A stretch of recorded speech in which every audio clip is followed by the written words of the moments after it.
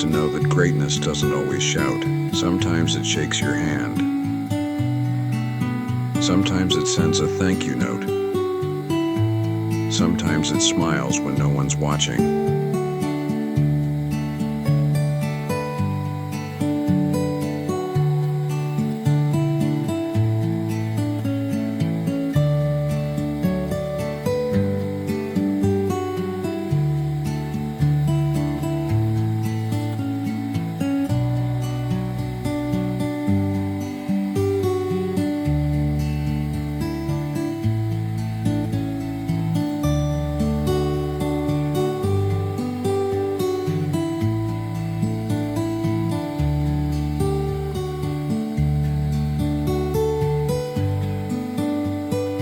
He was a man who always took the high road, even when the low road would have been easier. On track, he was fierce. Off it, he was gentle.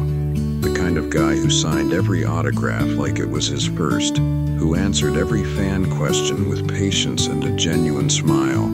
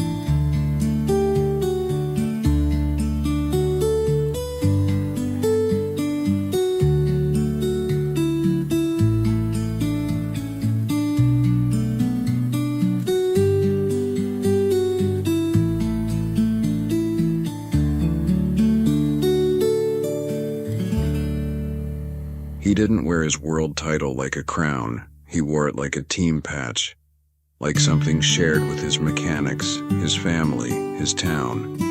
He said we more than I. That's rare in sport. That's even rarer in MotoGP.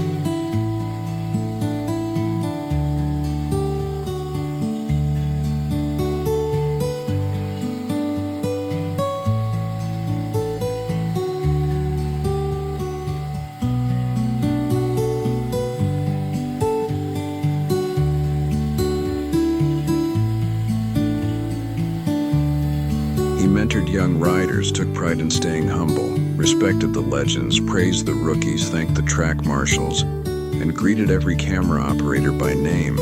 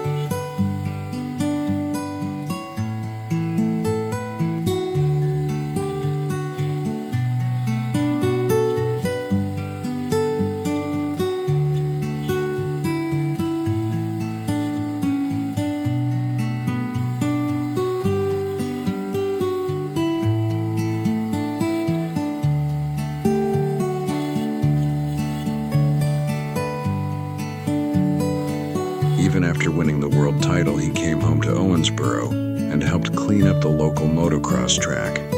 When other stars were chasing brand deals, Nicky was helping kids line up for practice motos. No cameras, no press, just heart.